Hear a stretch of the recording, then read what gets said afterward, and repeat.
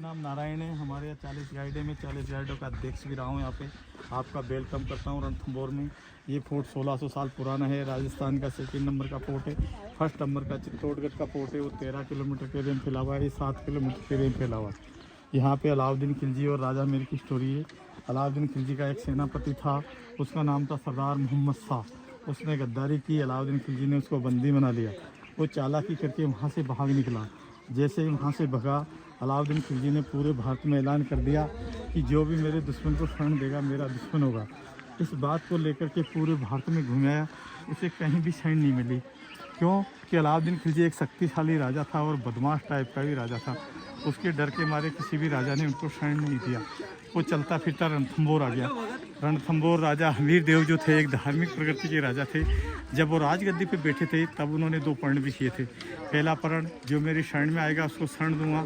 दूसरा, जो मेरी स्टेट में गरीब होगा उसकी मैं सहायता करूंगा। तीसरा, अलाउद्दीन खिलजी पहले हैं एक दफ़ा अटैक कर चुका था तो यहाँ से हार के गया था। तो तीनों प्रश्नों को लेकर के जैसे अलाउद्दीन खिलजी का सेनापति सरदार मोहम्मद शाह रणथंभौर आए, राजा हमीर देव ने उनको शरण दे दिया। जब अलाउद्दीन खिलजी को पता चला कि मेरे ही दुश्मन ने मेरे दुश्मन को शरण दे दिया तो मैं शक्ति बल से हाँ नहीं जीत पाऊँगा, तो मैं इनसे दोस्ती कर लूँ। तो इन्होंने दोस्ती का पैगाम भेजा और राजा हमीर ने इसको ठुकरा दिया कि हम आपसे दोस्ती नहीं करना चाहते हैं। फिर उन्होंने लड़ाई का पैगाम भेजा, तो लड़ाई का पैगाम राजा हमीर ने स्वीकार कर लिया। इस बात को लेकर के यहाँ 12 साल तक कंटिन्यू लड़ाई चली।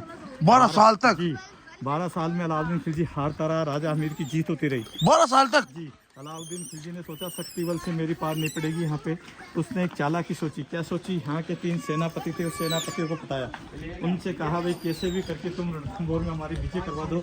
एक बार यहाँ के राजा हम तुम्हें बना देंगे और हम वापसी दिल्ली रिटर्न हो जाएंगे। हमें केवल हमारा दुश्मन चाहिए, सरदार मोहम्मद शाह। इस बात को लेकर के यहाँ के 3 सेनापति राजी हो गए। अब राजी तो हो गए, और पहले आमने सामने लड़ाई होती थी तीर कमान वगैरह से। अच्छा। अपने माली के साथ बरसों रहे, खाया पिया, तो उनके सामने तीर कमान लेके कैसे खड़े हुए। ये इनके साथ एक समस्या आ गई। तो इनके पास एक गुप्त मंत्र था। उस गुप्त मंत्र की सहायता से इन्होंने लड़ाई भी नहीं करी, हराया भी नहीं, बाकी राजा को नष्ट वष्ट कर दिया, अधूरा कर दिया। वो कैसे कर दिया? पहले तो एक इनके पास गुप्त मंत्र था। क्या? राजा जब लड़ाई में जाया करता था अपनी रानियों को कह के जाया करता था, अगर हम हार जाएंगे तो हम काले झंडे दिखाएंगे, जीत जाएंगे तो हम केसरिया रंग के झंडे दिखाएंगे। जैसे हम काले झंडे दिखाएं तुम सब मिल करके जोहर कर लेना, यानी आग लगा लेना, नहीं तो थर्ड पार्टी आएगी आपके साथ गलत व्यवहार करेगी, उससे अच्छा मर जाना ठीक है। तो जैसे ही राजा हमीर की जीत हुई, राजा हमीर चलते कूदते जश्न मनाते थे। तो दूसरे नंबर गेट पे मूर्ति खंडित थी, उसका नाम रणमल भावत। उसको लड़ाई के मैदान से उन्होंने भेजा कि अपनी लास्ट लड़ाई अपन जीत चुके हैं, अगली बार कोई लड़ाई लड़ने की जरूरत नहीं है, महलों में जाइए और रानियों को बोलो जो हमारा थाल सजा करके स्वागत करे। उसने वहाँ से चल करके आया, बजाई थाल सजाने की यहाँ आकर के काले झंडे दिखवा दिए। जैसे ही रानियों ने काले झंडे दिखा, 13,000 औरतों ने जोहर कर लिया। उनमें इनकी वाइफ भी शामिल थी जो काले झंडे दिखा रहे हैं। उनके ऊपर भी इनको दया नहीं आई। क्यों कि राजमत के चक्कर में आगे थे, हम यहाँ के राजा बनेंगे, हमारे कई रानियाँ होगी, पूरा किला हमारे अंडर में होगा। इस चक्कर में स्वयं की रानियों को भी जला डाली। जब राजा को पता चला कि मेरी जीत होते हुए मेरे किले के अंदर काले झंडे फहरा रखे हैं, इसका मतलब मेरे साथ कोई तगड़ी चाल चली जा रही है। राजा वहाँ से कन्हैयालाल की इसका हाथ पैर गर्दन काट दिए। किसके? सेनापति के, जिसने काले झंडे दिखाए थे। अच्छा। उसके 2 साथी और थे, रणतीपाल रणतीभोज। जैसे उसको काटा वो दोनों आगे भगे। आगे भग करके गणेश पुल नाम का गेट आता है, तो उनको ये पता चल गया कि ये भाई मिले हुए हैं। हाँ। इन्होंने ये हमारे साथ धोखा किया है। ये बात तब तक पता चल चुकी थी। और हाँ, फिर गणेश पोल आकर के उन्होंने बंद कर दिया। राजा भी गणेश पोल, वो दो सैनिक थे, वो बच गए, वो भाग के गणेश पोल वहाँ पहुंचे और उन्होंने दरवाजा बंद कर दिया पोल का।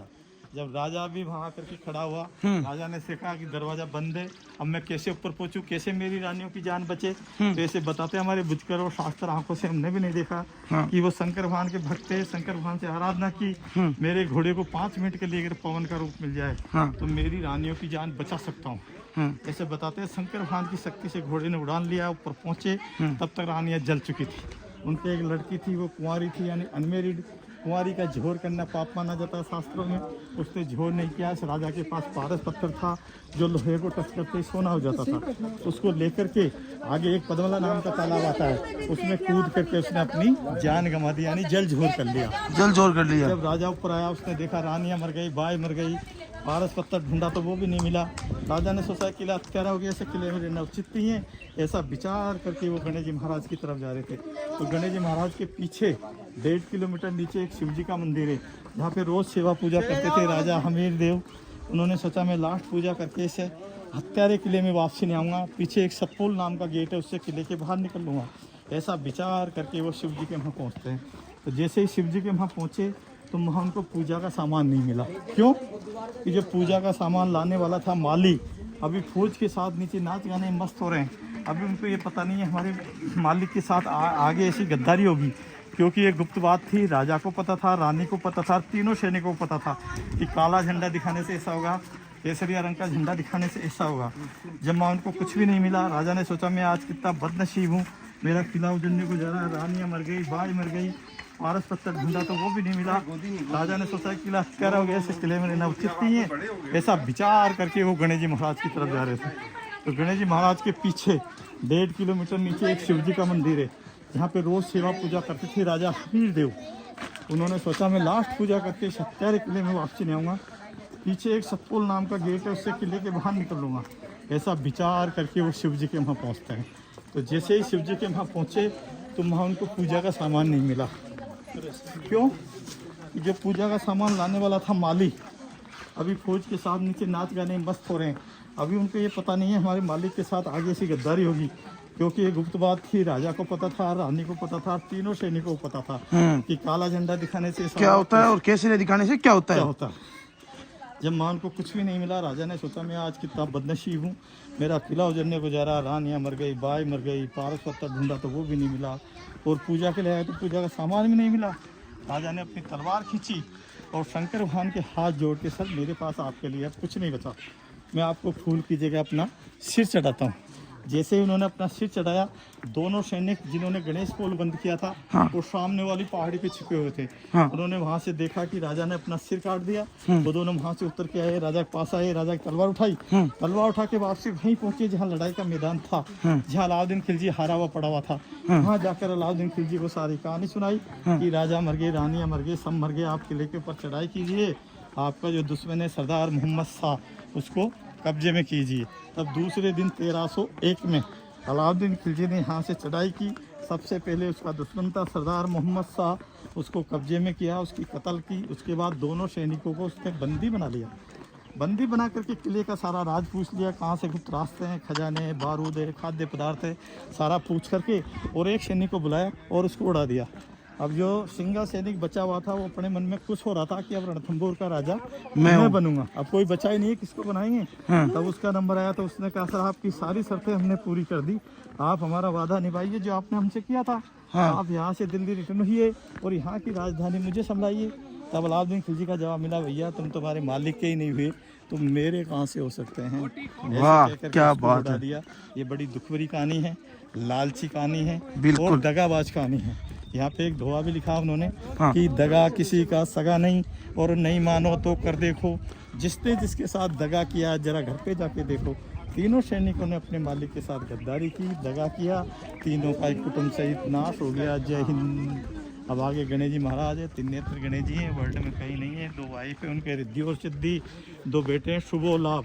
गणेश जी महाराज शंभु है, पार से निकली हुई मूर्ति है, जो भी मन में इच्छा करके आता है अवश्य पूरी होती है। उनके आपको दर्शन कराते हैं। ये पद्मला तालाब है, और राजा की लड़की पारस पत्थर लेके इस तालाब में कूदी थी, उस बाई का नाम पद्मा था, इसलिए तालाब का नाम पद्मला रखा। तो पारस पत्थर के आज भी मानते हैं क्या इसी पानी के अंदर है? वो वरदान में मिलता है, जब तक आदमी का जीवित रहता तब तक काम करता, फिर ऑटोमेटिक उसकी शक्ति खत्म हो जाती है। पारस पत्थर जिस चीज को छूने से सोने का हो जाता को नहीं, तो लोहे को, लोहे को छूते क्या हो जाती थी वो? सोना, गोल्डन। अच्छा, वो इस राजा के पास था। अच्छा, पारस पत्थर पारस इतना शक्तिशाली थे मतलब है? हाँ हाँ, इसलिए इनको अमीर देव बोलते थे। अच्छा, अमीर देव, अमीर देव यहाँ इसलिए बोलते थे क्योंकि इनके पास पारस पत्थर था। और ये सब उनका ही बसाया कसाया है। ये पूरा सामने लड़ाई का मैदान है, इसको रणभूमि बोलते हैं, बीच में नाला है, इसको भंवर बोलते हैं। ये रणभूमि, ये जो मैदान दिख रहा है, यहाँ पे कभी लड़ाई हुई थी क्या? 12 साल तक यहीं पे हुई थी। अच्छा, यहाँ चलती थी क्या? यहाँ कहाँ पे? बहुत किलोमीटरों में है, आगे लंबा है ये। अच्छा, नीचे जो दिखाई दे, अच्छा ऊपर। हाँ मैदान था, अब तो पेड़ हो गए इसमें। अच्छा बाकी इसके ऊपर मैदान था, उसमें लड़ाई होती थी। बीच में नाला, इसको भंवर बोलते हैं।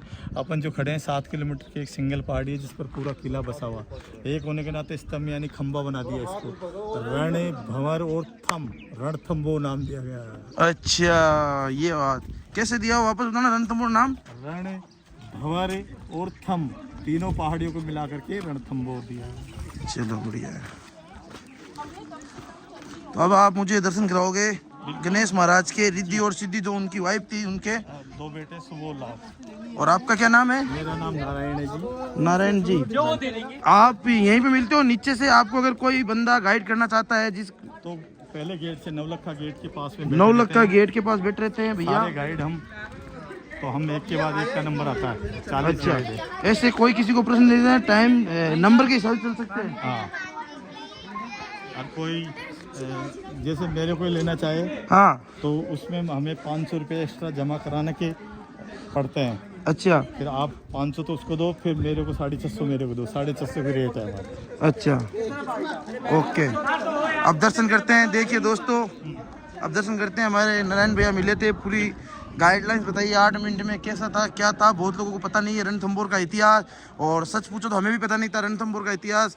हमने आज जाना और पता चला है जो कि लोग बोलते थे पहले फूट डालो राज करो, उस टाइम में भी ये होता था। छोटी सी चीज़ लालच के कारण हमारे यहाँ के महाराज है वो परास्त हुए थे और 12 साल नहीं हरा सका, वो अब क्या हराएगा। और जो यहाँ पे दगा करके गए उनका भी मौत ही मिली थी उनको आखिर। और ये भी बात सच है कि तुम अपने मालिक के नहीं हो तो हमारे क्या होंगे, बात में दम है। तो आप रिद्धि सिद्धि महाराज के दर्शन करवाते हैं। दोस्तों बनी रहिए हमारे ब्लॉग के साथ। लाइन में आ जाओ आप, आ जाओ सीधे आ जाओ।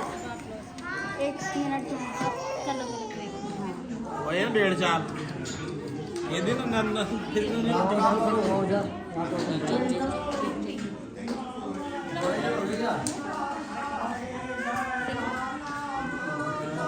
तिलक ले लीजिए, आगे तिलक ले लीजिए।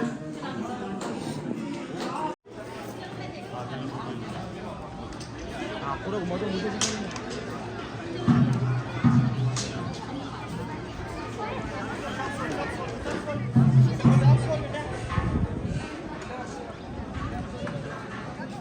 तो स्टोरी सुनाई थी आपको, नारायण जी हमारे पास है। अब नारायण जी को विदा देने का टाइम आ गया। नारायण जी ने हमें एक अच्छे दर्शन करवाए और पूरी यहाँ की जानकारी दी है। दोस्तों आप कभी भी आओ तो नारायण जी से संपर्क जरूर करना। और हमें बहुत ही अच्छा लगा इनके साथ, नारायण जी के साथ, और अद्भुत मज़ा आया। और अब एक मंकी का एक छोटा सा वीडियो हम दिखाएंगे, नारायण जी चना डालेंगे सही मंकी को। क्या नारायण जी क्या बोलना चाह रहे हो?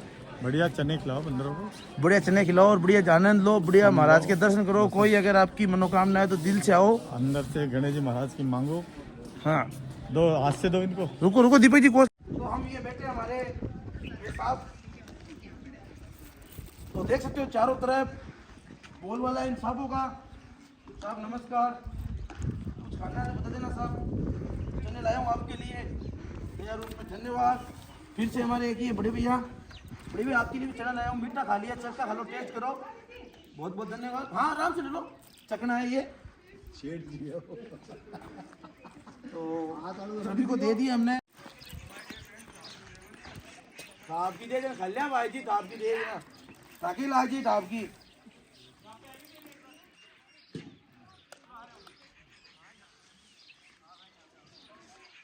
खावे तो कम में ढोला जाता है। ओ ताक में बेटा पूरी ले बागे।